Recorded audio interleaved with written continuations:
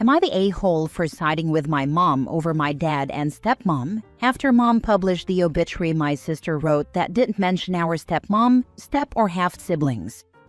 My sister died last week. She was 19. She'd been sick for over 4 years and knew it was terminal for the last 11 months. She planned most of her funeral months ago and wrote her obituary herself.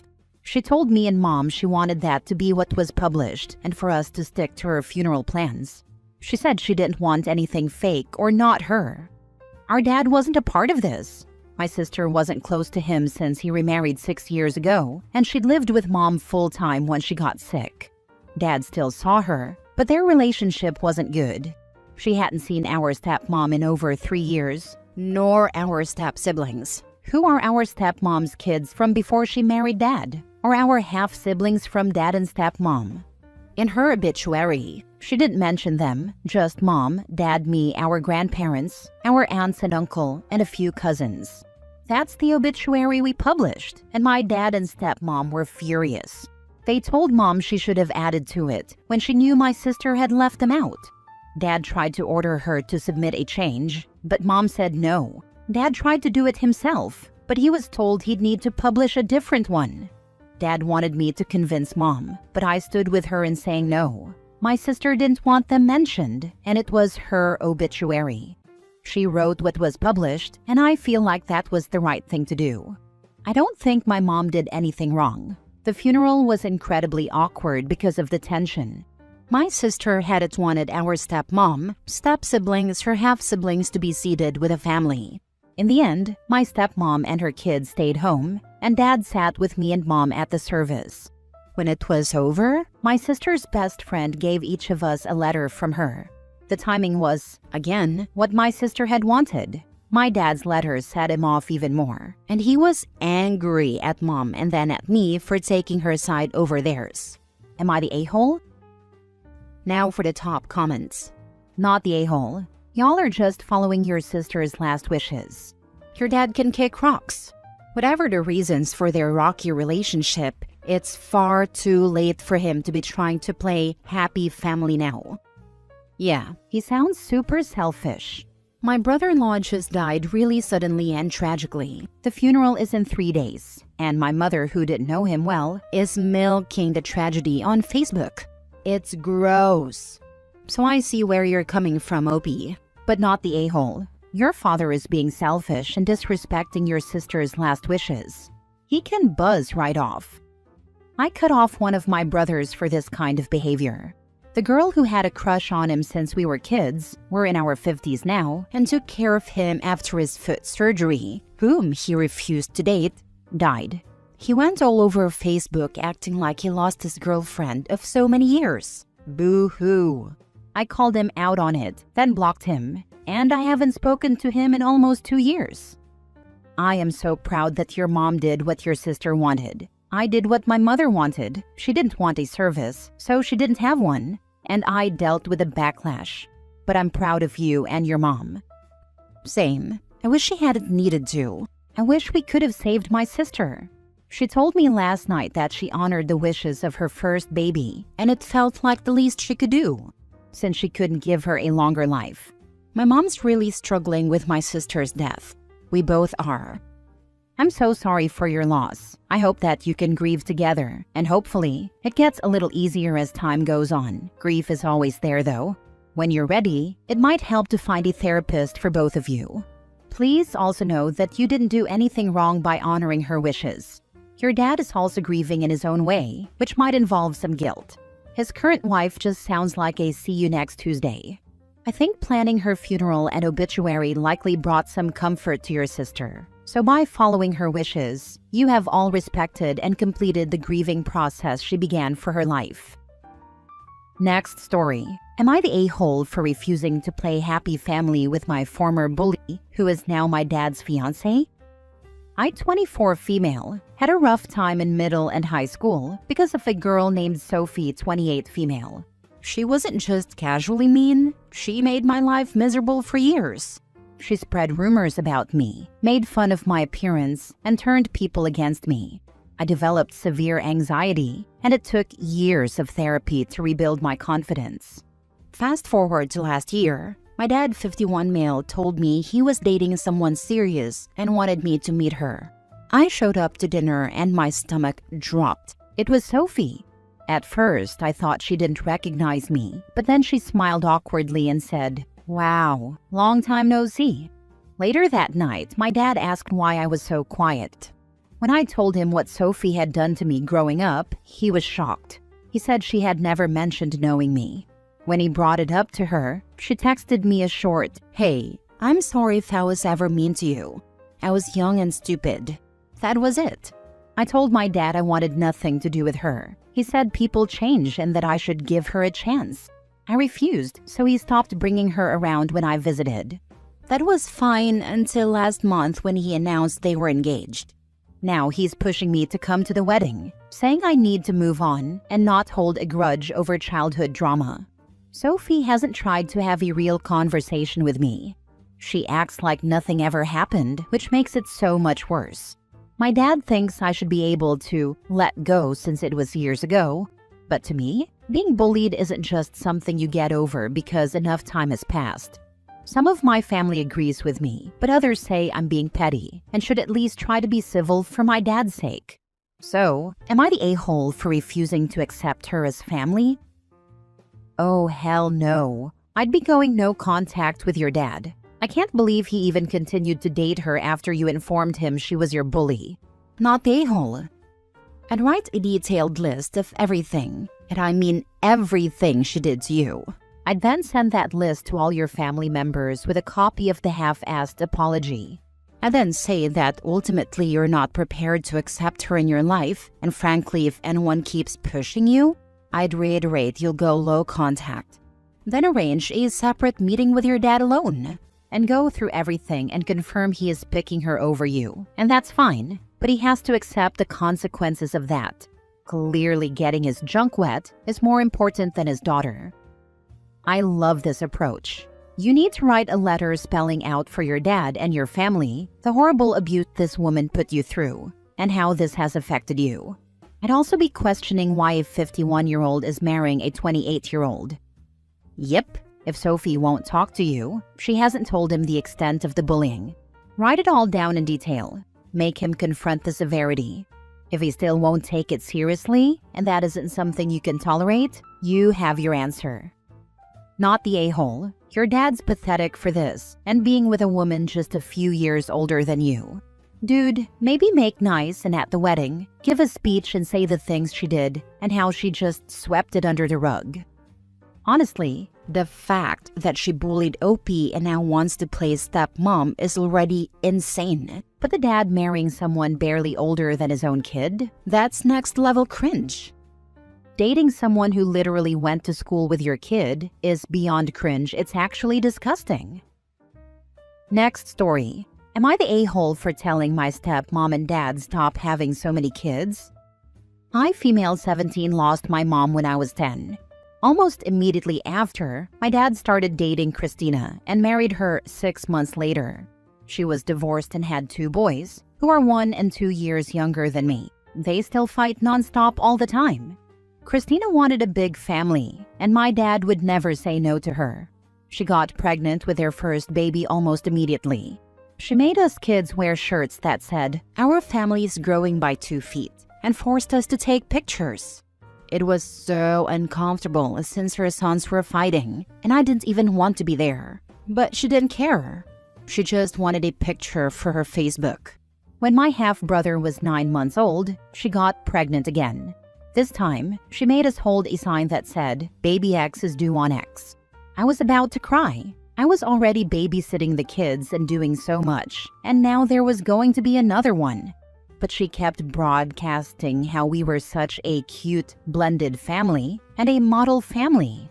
When my half-sister was 1.5 years old, she got pregnant again, this time with twins. And of course, it came with all the announcements, gender reveals, and anything else she could post for Facebook likes. Meanwhile, I was on full-time babysitting duty and hating every minute of it. Currently, our house is a mess. Her boys are constantly fighting. I have to cook and help take care of my half-siblings, and my dad works full-time. Then today she told us, guess what? Our family's growing. I'm pregnant. My dad kissed her. My half-siblings were happy, and her boys didn't care. I, however, got upset. She saw me and said, "What's your problem?" I told her, "Considering it means more work for me, I'm upset. How many more half-siblings are you going to pop out until you get your 1 million likes? I'm so sick of this." She called me a rude brat, and my dad told me I was grounded for insulting her. Last year, I wanted to move in with my grandparents on my mom's side, but Christina screamed and cried to my dad saying, "She can't go. We're family, and we help each other." Am I the a-hole for insulting my stepmom? At this point, I'm determined to leave for my grandparents as soon as I turn 18. I have no friends, no extracurriculars, and no social life because I'm stuck at home helping with her babies. Honestly, I'm not even sure what I'm losing by being grounded. Now for the comments. Don't forget to discreetly gather your important documents before leaving. Birth certificate, social security papers, ID. There are probably lists online of what you need in your country. And any money you can come up with. Call your grandparents now. At 17, you may be able to go to them. Also, if dad is collecting social security for you, make sure to have your grandparents get the benefits. Those are benefits that go to you from your mother. They are yours. You are being parentified. Get to your grandparents today. Not wrong. Next story. Am I the a-hole for telling my brother it's not my fault he lost his kids? My brother has been ranting to everyone in the family because he lost his kids. I understand it's hard for him, but he doesn't get to blame anyone but himself. Here's a little backstory. My brother has 2 kids with his wife, Kristen. They've been together since high school and had a beautiful family until they didn't.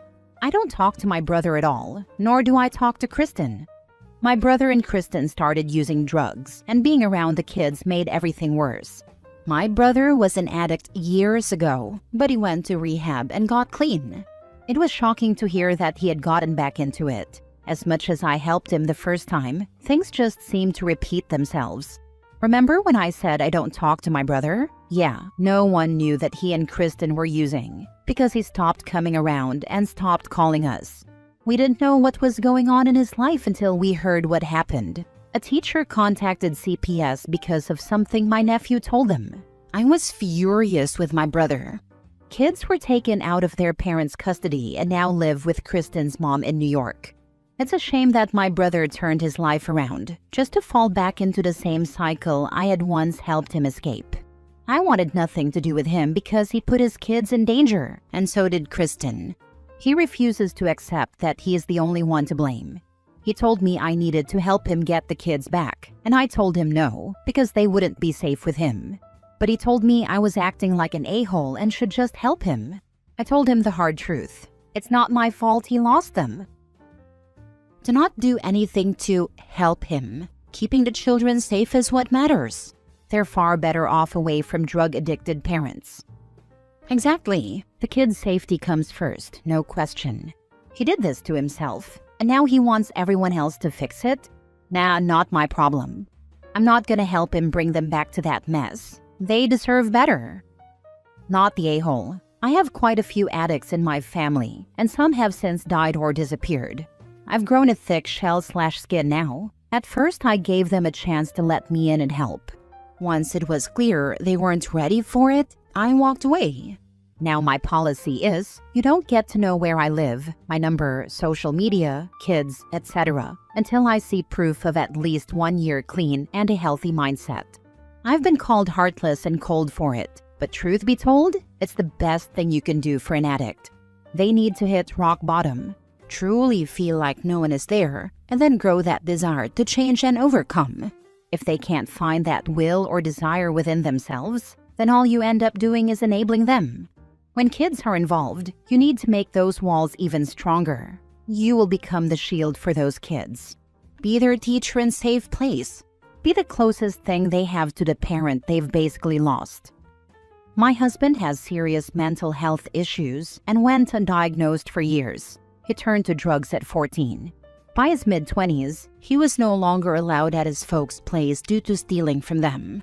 Over the years after he got sober, he turned his relationship with his parents around. He was so close with his dad for the last 25 years. It broke him when he died. But they had to make hard choices, and it was what he needed. Last story. Am I the a-hole for walking out of a restaurant after my sister kept making rude remarks and trying to speak on my behalf? My sister, 24 female, and I, 26 female, never really had the best relationship growing up. I've always tried to keep it civil, but she wouldn't, and has always been rude to me. She would try to speak on my behalf as if she were my lawyer.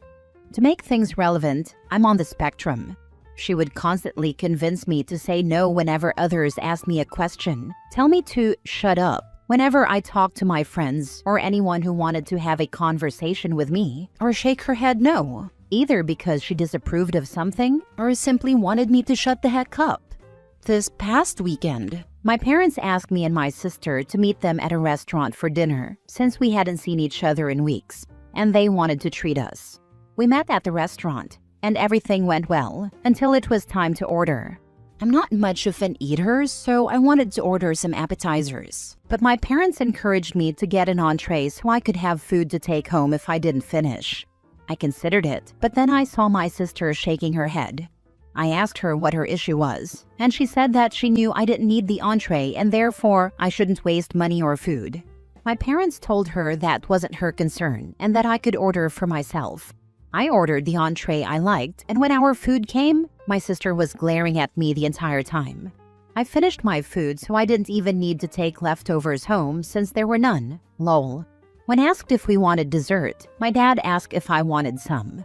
I said I was full, but my dad said he'd like me to take something home, so I ordered a cheesecake. That was when my sister snapped. She called me a spoiled brat for wasting food and our father's money and asked why the heck I needed dessert. My dad told my sister to calm down and said she could get dessert too. My sister got even angrier and called me names like fat pig. I'm around 115 pounds, so not even close.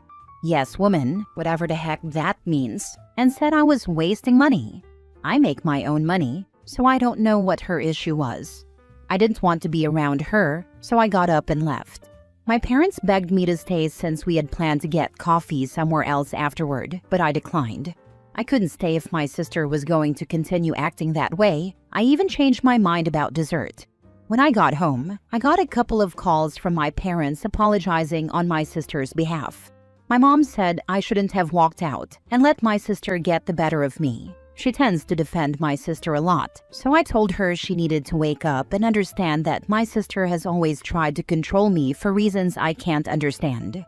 Am I the a-hole for walking out? Not the a-hole. Stop attending events if your sister is invited.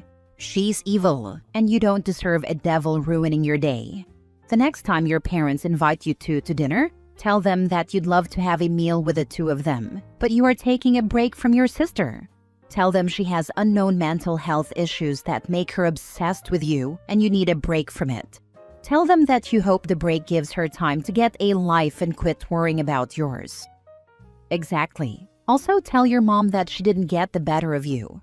You didn't blow up on her or give in to her like she wanted. You removed yourself from a situation you didn't want to be in. Nice, calm, and in control. Suck on that, lil sis. The only way OP is in the wrong is letting this go on for so long. Her sister sounds like a piece of work. Not the a-hole. You were sensible enough to walk out before things got way out of hand. The good thing here is that you know how to handle your sister. Next time she does that, just make a sarcastic comment and move on. Or better yet, give her a taste of her own medicine. Next time, also give your mom a taste of her own medicine by telling her to stand up to every insult that comes out of your dad's or sister's mouth toward her and see how she handles it. Doesn't sound like he did. Sister kept running her mouth and dad never told her to SDFU.